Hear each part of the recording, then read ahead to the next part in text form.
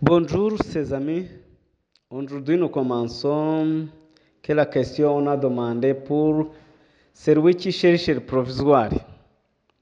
Le premier est, que signifie ce signal? A. Enfant. B. Passage pour le piéton devant vous. Préparez-vous, vous allez. C. Aéré de gens pour enfants à venir. Des zones de loisirs à venir. La réponse c'est A. C'est le signal, c'est des enfants. B. Que signifie ce marquage rouge? A. Un conducteur ne doit pas franchir la ligne blanche brisée à moins que cela ne soit sans danger. B. Vous ne pouvez pas dépasser. D. Vous pouvez dépasser à condition de ne pas franchir la ligne blanche brisée. D.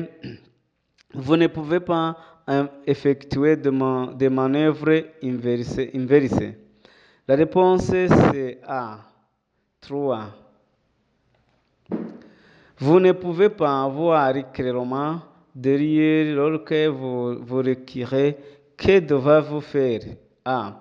Ouvrir la fenêtre pour regarder derrière. B. Ouvrir la porte pour regarder derrière. C. Regarder dans le miroir rétroviseur. D. Demander à quelqu'un de vous guider. La réponse c'est D. Demander à quelqu'un de vous guider. 4. Vous êtes en train de tourner à droite au but d'une route. Votre vie est obstruée par le véhicule. À l'aller, que devez-vous faire? A. S'arrêter pour avancer lentement et avec précaution jusqu'à avoir une vue plus dégagée. B. Se déplacer rapidement à l'endroit où vous pouvez voir pour bloquer le trafic dans une direction. C. Attendre que le piéton vous fasse savoir quand il est sécurisé pour vous de sortir. D. Retournez immédiatement votre véhicule et trouver un autre croisement à utiliser. La réponse c'est D. 5. Le véhicule dont l'Algérie excède les mesures suivantes doivent être munis de fins de combrement. A. 3 mètres. B. 2,50 mètres. C. 2,10 mètres. D. Aucune réponse. La réponse c'est C. 6. À défaut de réglementation plus restrictive, la vitesse maximale de véhicules équipant construction sont dépourvus de suspension et de A. 70 km par heure, B. 30 km par heure, C. 25 km par heure, D. 20 km par heure. La réponse c'est C. 25 km par heure. 7. Les bords de la voie publique ou de la chaussée peuvent être signalés par des dispositifs réfléchissants. Ces dispositifs doivent être placés de manière que les usages le voient de façon suivante. A. Il ne voit à l'aile gauche que c'est des couleurs blanches. B. Il ne voit à la droite que c'est des couleurs rouges ou oranges. C, A et B sont justes. D, aucune des réponses n'est correcte. La réponse correcte c'est C. 8. Aucune surface freinée ne doit pouvoir être déséquipée de roues sauf A. Lorsque le déséquipement porté sur le frein de service. B. Si le désacrement est seulement momentané, C. Le recours importé s'il referait de stationnement et que le désacrement n'est pas possible sans l'action du conducteur. De toute la réponse sont justes. La réponse correcte c'est D. Toutes les réponses sont justes. 9. À défaut de réglementation plus restrictive, la vitesse maximale des motocycles est A. 25 km par heure. B. 70 km par heure. C. 40 km par heure. D. Aucune réponse n'est correcte. La réponse correcte c'est D parce que motocycle, la vitesse maximale c'est 90 km par heure. 10. Il est interdit d'ajouter à l'extérieur d'un véhicule automoteur ou cyclomoteur les objets suivants. A. Des ornements. B. Des accessoires présentant les alertes ou des soleils non indispensables et accessibles de construire à danger pour les autres usages de la voie publique. C, A et B sont justes. La réponse A, D, aucune des réponses n'est correcte. La réponse c'est C, A et B sont correctes. Numéro 11. Sauf exception d'une autorisée, il est interdit de mer au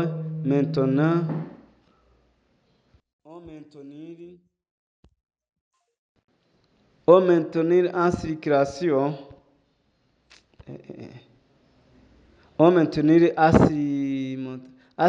sur la voie publique un véhicule automobile ou une remorque dont le poids total en charge excédait le poids maximal autorisé par le certificat d'immatriculation, mais ces dispositions ne sont pas applicables aux véhicules suivants. A. Véhicules appartenant à la police. B. Le véhicule agricole. C. Engine de construction routière. D. Toutes les réponses sont justes. La réponse c'est C. Engine de la construction routière. 12.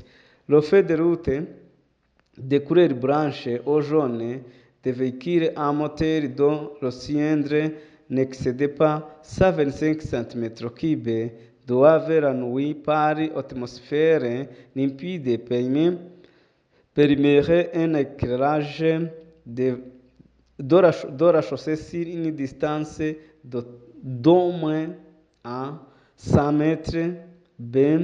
75 km. C. 25 km. D. Aucune des réponses n'est correcte. La réponse c'est B. 75. 13. Un véhicule automoteur et un véhicule à traction animale ne peuvent tirer à plus du véhicule. B. Plus de 2 véhicules chargés. C. Plus de 2 véhicules. D, B et C sont correctes. La réponse c'est C. Ne pas tirer plus de 2 véhicules. 14. Que devrez-vous faire lorsque vous vous approchez de feux de signalisation de couleur jaune? A. Accélérer, dire. B. Maintenir la vitesse. C. Être prêt à s'arrêter. C. Freiner fort. La réponse c'est C. Être prêt à s'arrêter parce que la couleur jaune. 15. Aucun feu ou catadioptre ne peut être placé de manière que le point le plus bas de sa plage éclairante se trouve à moins de 0,40 m du sol. Le véhicule étant en vide, mais la présente disposition n'est pas applicable au fait suivant. A. Fait de bouillant. B. fait des marchés arrière, C, A et B sont justes, D, aucune des réponses n'est correcte. La réponse correcte c'est C parce que 9 catadioptres à dessus de 30 cm souffrent le fait de brouillard et de fait des marchés arrière. La réponse c'est C. 16. Le fait de position avant et arrière de véhicules automobiles de la longueur et de la largeur chargement compris n'excède pas respectivement 6 mètres et 2 mètres. Aucune des réponses n'est correcte.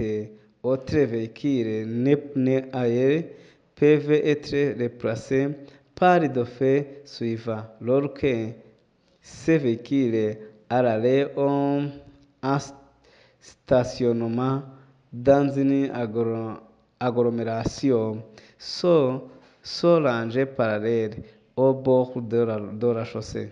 A. Le fait de croisement. B. Le fait de gabarit. C. Le fait de stationnement. D. Aucune des réponses n'est correcte. La réponse c'est le fait de stationnement parce qu'on a stationné longtemps. Tiens, c'est 17. Si le véhicule, le catadioptre est placé latéralement, soit couleur A, blanche, B, jaune, C, rouge, D, aucune réponse n'est correcte. La réponse correcte c'est B, jaune, parce que le fait avant est blanche, arrière rouge et à côté est jaune. Jaune ou orange. On a demandé ici, c'est jaune. La réponse c'est B. 18. Si l'écrasement est constitué de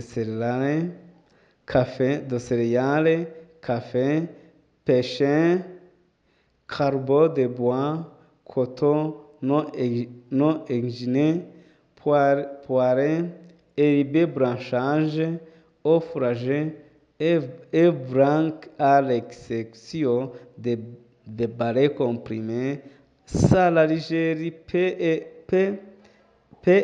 aider des mesures suivantes. A. 2,50 mètres. B. 2,65 km. Mètres. B. 3 mètres. Aucune réponse. La réponse c'est B.